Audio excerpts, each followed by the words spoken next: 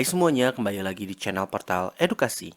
Pada kesempatan kali ini, kita akan membahas rangkuman materi PAI kelas 8 bab 5, yaitu tentang Daulah Abbasiyah. Materi ini sudah kurikulum merdeka ya. Mari kita mulai dengan mengenal Daulah Abbasiyah. Daulah itu adalah keturunan raja-raja yang memerintah yang semuanya berasal dari satu keluarga. Daulah Abbasiyah adalah keturunan keluarga Abbas yang menjadi raja dan memegang pemerintahan secara turun-temurun.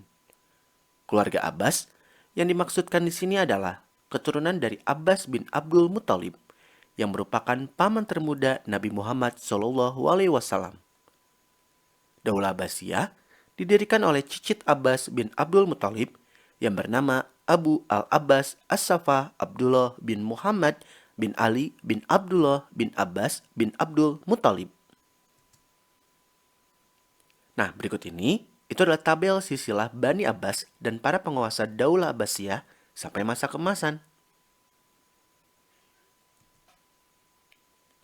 Abu al-Abbas dikukuhkan sebagai khalifah pada tahun 750 Masehi setelah berhasil memimpin dan memenangkan perlawanan terhadap Daulah Bani Umayyah yang telah berbuat sewenang-wenang terhadap kelompok-kelompok yang berseberangan. Abu al-Abbas itu wafat pada 754 Masehi dan digantikan oleh Al-Mansur. Masa kemasan Daulah Abbasiyah terjadi pada era kepemimpinan Harun al-Rashid dan berlanjut sampai era Al-Ma'mun. Sejak pertengahan era Al-Ma'mun, kekuasaan Daulah Abbasiyah mulai melemah. Pada tahun 1258 Masehi, Daulah Abbasiyah benar-benar runtuh setelah Baghdad ditaklukkan dan dikuasai oleh bangsa Mongol. Jatuhnya Baghdad menjadi akhir dari kisah gemilang Daulah Abbasiyah. Selanjutnya, kita bahas keindahan kota Baghdad. Al-Mansur setelah dikukuhkan menjadi khalifah, memutuskan untuk membangun pusat pemerintahan di Baghdad. Al-Mansur mulai membangun Baghdad pada tahun 726 Masehi. Ia mempekerjakan sekitar 100.000 arsitek, pengrajin, dan buruh yang didatangkan dari berbagai wilayah, seperti Syria, Mesopotamia, dan daerah-daerah lain. Setelah selesai, Al-Mansur memberikan nama resmi kepada kota Baghdad dengan sebutan Madinat Al-Salam atau kota perdamaian. Tata kota Baghdad itu dirancang dalam bentuk bundar. Oleh karena itu, kota Baghdad dikenal dengan istilah kota bundar. Berikut ini adalah kilasan seputar kota Baghdad.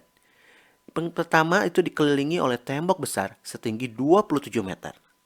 Di luar tembok itu dibangun parit untuk perairan dan pertahanan. Di tengah kota dibangun istana emas, yaitu Al-Qasr Al-Zahabi.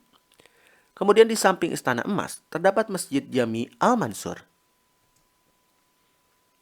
Semakin lama, Baghdad benar-benar tumbuh menjadi kota metropolitan. Sebagai kota metropolitan, itu tempat berkumpulnya masyarakat internasional. Banyak seni yang berkembang di Baghdad. Nah, berikut ini adalah beberapa bidang seni yang berkembang di Baghdad dan berhasil diabadikan dalam catatan-catatan tertulis para sejarawan. Di antaranya, seni arsitektur, seni patung dan lukis, seni industri, seni kaligrafi, dan seni musik. Selanjutnya, Bait Al-Hikmah sebagai pusat ilmu pengetahuan. Bait Al-Hikmah dibangun oleh Khalifah Harun al-Rashid dengan tujuan awal sebagai perpustakaan pribadi. Pada masa Khalifah Al-Ma'mun, Bait Al-Hikmah diformalkan menjadi lembaga pendidikan tinggi Islam. Bait Al-Hikmah dikembangkan menjadi lembaga pendidikan formal dalam rangka mewadahi perkembangan ilmu pengetahuan di Baghdad pada saat itu. Perkembangan ilmu pengetahuan diawali dari kegiatan penerjemahan buku-buku ilmu pengetahuan berbahasa Yunani. Di tempat ini berkumpul para ahli bahasa Yunani dari Syria yang menerjemahkan buku-buku tentang aritmatika, geografi, filsafat, dan lain-lain dari bahasa Yunani ke bahasa Syria. Bait Al-Hikmah dibangun sebagai fasilitas bagi para ilmuwan agar mereka bisa berkembang dengan lebih baik. Para ilmuwan ternama kemudian dipanggil untuk bekerja di tempat ini. Di antaranya adalah Hunain ibn Ishaq dan Sabit ibn Qurrah. Sejak menjadi lembaga formal, Bait Al-Hikmah berkembang menjadi pusat ilmu pengetahuan. Bait Al-Hikmah bukan lagi sekedar berfungsi sebagai tempat penerjemah, tapi berkembang sebagai pusat perkembangan ilmu pengetahuan. Bait Al-Hikmah melahirkan para filosof Muslim seperti Al-Kindi, Al-Farabi, hingga Al-Ghazali. Keberadaan Bait Al-Hikmah sebagai pusat ilmu pengetahuan dunia terus berkembang sampai beberapa penguasa berikutnya, yakni Al-Muqtasim dan Al-Watsik. Namun, kejayaan Bait Al-Hikmah mulai meredup pada masa Al-Mutawakkil. Selanjutnya, meneladani produktivitas, literasi, dan keharmonisan intelektual antar agama. Ada banyak nih yang bisa kita petik hikmahnya dari masa Daulah Abbasiyah, antara lain seni pangkal keindahan, literasi pangkal kemajuan dan keadaban, serta toleransi pangkal keharmonisan. Nah ya mungkin cukup sekian. Terima kasih telah menyimak video pembelajaran ini hingga selesai. Semoga bermanfaat kita semua. Jangan lupa like, comment, and subscribe.